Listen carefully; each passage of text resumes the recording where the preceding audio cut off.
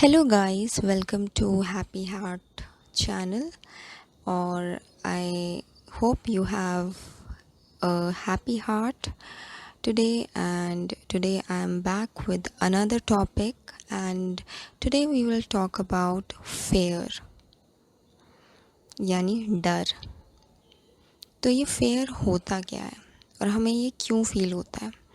तो मैंने first video में बात करी थी इमोशंस की, मतलब हमारी जो प्रीवियस वीडियो थी वो थी इमोशंस की। अगर आपने वो नहीं देखी है तो प्लीज़ उसको सुने, उस वीडियो को देखें और आप उसमें इमोशंस के बारे में समझ पाएंगे। और उन्हीं इमोशंस में से एक इमोशन है आज जो मैं टच करने वाली हूँ, जो मैं डिस्कस करने वाली हूँ, वो है फेयर। अब ये फेयर या डर होता क्या है। डर एक फीलिंग है, आप इसको इग्नोर नहीं कर सकते या आप ये नहीं बोल सकते कि ये सिर्फ एक इल्यूजन है। No, you are really feeling that feeling. ये कब कब होता है, ये जब आपको कोई बहुत इम्पोर्टेंट काम करना होता है। स्पेसिफिकली ये तब होता है जब आपको बहुत इम्पोर्टेंट कोई काम हो और उसको करने से पहले आपको फेयर होगा। मतलब नॉट नेसेसरीली सबको होगा बट मेजॉरिटी पीपल। तो लाइफ में आप कुछ भी इम्पोर्टेंट कर रहे होते हो तो कहीं ना कहीं आपके माइंड में एक या आपके गट में आपको एक सेंसेशन होती है कि गॉड ये कैसे होगा, काम होगा नहीं होगा। हम बहुत सारे नेगेटिव सिनारियोज़ को उस समय वो कर लेते हैं, मतलब इमेजिन कर लेते हैं कि ऐसा हो गया तो क्या होगा, वैसा हो गया तो क्या होगा। वैसे ही कोई अनफोर्सीन इवेंट को हम प्रिज्यूम करके जब सोचते रहते हैं, ओवर थिंक करते रहते हैं, तभी भी हमें फेयर की फीलिंग आती है। अब ये फेयर आता क्यों है। ये फेयर आता है सबसे पहले तो आपके फेलियर से, कि हम फेल हो गए तो क्या होगा। आप फेलियर से इतना डरते हो कि आप प्रोक्रेस्टिनेशन तक करने लग जाते हो। प्रोक्रेस्टिनेशन का रीज़न सबसे बड़ा ये है कि आप जब अपने आप को केपेबल नहीं समझते हो और आप ये सोचते हो कि यार ये होगा तो है नहीं मुझसे, या इसका रिज़ल्ट वैसा तो आने वाला है नहीं, इसमें तो बहुत कंपटीशन है, इसमें तो डिफ़िकल्टी लेवल बहुत है। आपने पहले से ही हार मान ली है, आप डर चुके हो और इसलिए आप उस काम को करने से अवॉइड करते रहते हो। खैर वो दूसरा टॉपिक है प्रोक्रास्टिनेशन का, बट वो भी इस डर के कारण ही आपको फील होता है। अब इसको कैसे एड्रेस किया जाए, उससे पहले हम इसका रूट कहाँ पे है। जब बच्चा होता है छोटा तो उसको फेयर की फीलिंग इतनी नहीं होती है। तभी आपने देखा होगा जो छोटा बच्चा होता है वो हर एक चीज़ को टच करेगा, एक्सप्लोर करेगा, क्योंकि उसके मन में ऐसे कोई कंसेप्ट्स ही नहीं बने हैं कि ये चीज़ मेरे लिए अच्छी नहीं है, इससे मुझे डेंजर है या हार्म हो सकती है। उसके माइंड में ऐसा कुछ नेगेटिव थॉट अभी बने ही नहीं है। अब उनके माइंड में ये सारे जो फेयर का एलिमेंट है वो सोसाइटी या उसके जो इन्वायरमेंट में लोग प्रेजेंट है वो डालते हैं कि यहाँ आँख को मत छूना, शार्प ऑब्जेक्ट्स को मत छूना, तुम्हारा कट जाएगा, तुमको लग जाएगी। और एक दो बार शायद उसको लग भी जाती है जब, तो और भी ज़्यादा उस चीज़ से फिर डर जाता है और उससे थोड़ा बच के रहता है।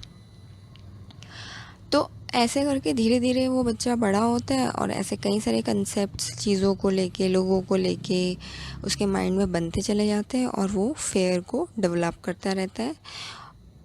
और इस हद तक ये बात चली जाती है कि वो अब लाइफ में कुछ भी नया करने से बहुत डरता है।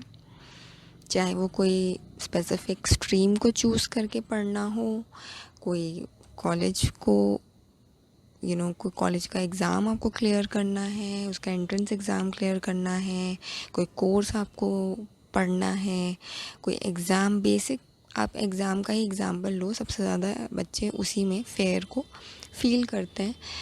और दूसरे लोग भी, जैसे कई लोगों को शादी का डर होता है, कई लोगों को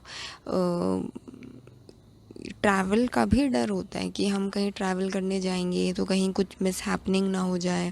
अब वो सब रूटेड होता है कि आपने अपने प्रीवियस ईयर्स में, लाइफ के प्रीवियस ईयर्स में क्या एक्सपीरियंसेस लिए हैं अलग अलग चीज़ों को लेके, जिनसे आपको डर लगता है, जो चीज़ करने से आपको डर लगती है, और उसके बेसिस में आपके माइंड ने, उन टेस्टिमनीज़ के बेसिस में आपके माइंड ने बोला ये मत कर वरना तू बहुत ख़तरे में चली जाएगी या चला जाएगा, this is stay away from this और यू विल गेट हार्म्ड। अब ये आपका एक्चुअली माइंड का एक डिफेंस मैकेनिज़्म जो है एक्टिव हो जाता है, क्योंकि ऑब्वियसली जब हम जो एंशियंट ह्यूमंस थे वो अपने सर्वाइवल के लिए अपने आप को प्रोटेक्ट करते थे, तो वो कहीं ना कहीं हमारे जीन्स में भी है, ऊपर से हमारे एनवायरनमेंट से भी हम सीखते हैं। तो जैसे साइकोलॉजी में आपका हेरिडिटरी और आपका एनवायरनमेंट दोनों ही रिस्पॉन्सिबल होते हैं आपकी पर्सनालिटी का। Your personality is a product of your heredity and your environment.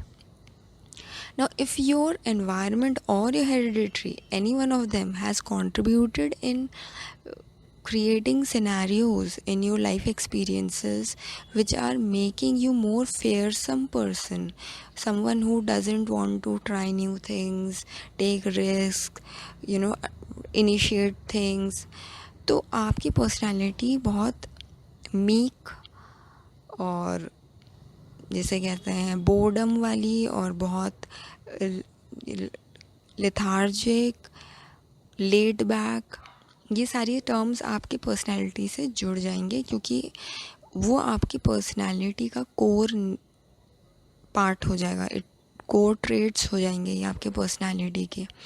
No, it is not your fault, but it can also be reversed, but only if you try to address these fears. क्योंकि fear, आपने ये सुना ही होगा कि fair तब तक रहता है जब तक आप उस काम को कर नहीं लेते। when you confront that situation or person, whatever is causing you fear, when you face it, तो आप उस फेयर को evaporate होते हुए देखोगे, गायब होते हुए देखोगे। क्योंकि मैक्सिमम से मैक्सिमम आपको ये सोचना चाहिए कि कोई भी काम करने से आपको क्या नुकसान हो जाएगा, ठीक है। अपार्ट ऑब्वियसली आप एक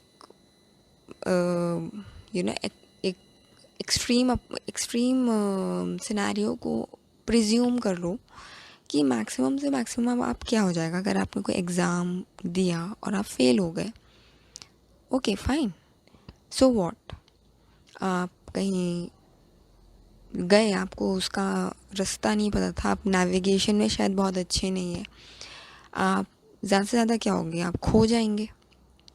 सो what, next what, you would take help of people residing there, nearby लोगों से आप रास्ता पूछोगे, आप डायरेक्शन लोगे।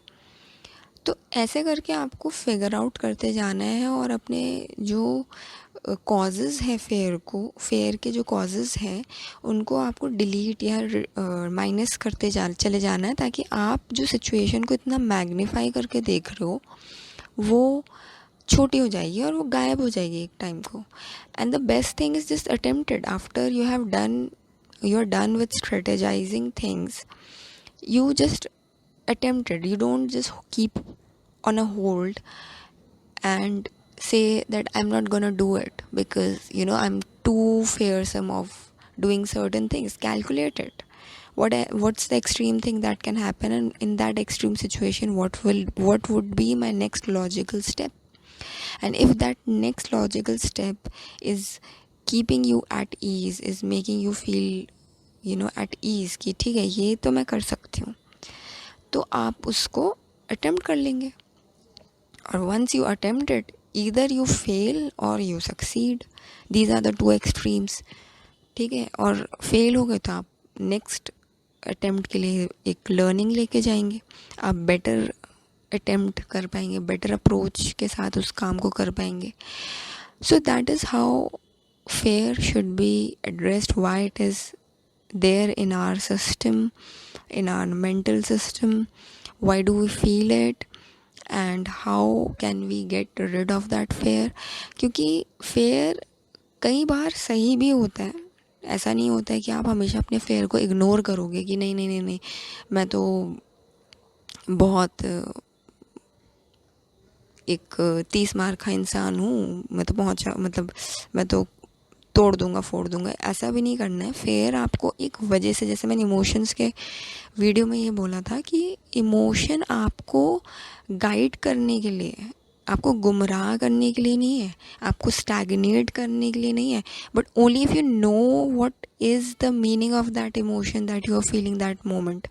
अगर कोई बहुत जेन्युइन फेयर है, फेयर आपको दो इंडिकेशन दे रहा है, या तो आप कोई काम डेफिनेटली करो after figuring out its what are the approaches to it, what is the scope of that task or event which you are fearing from.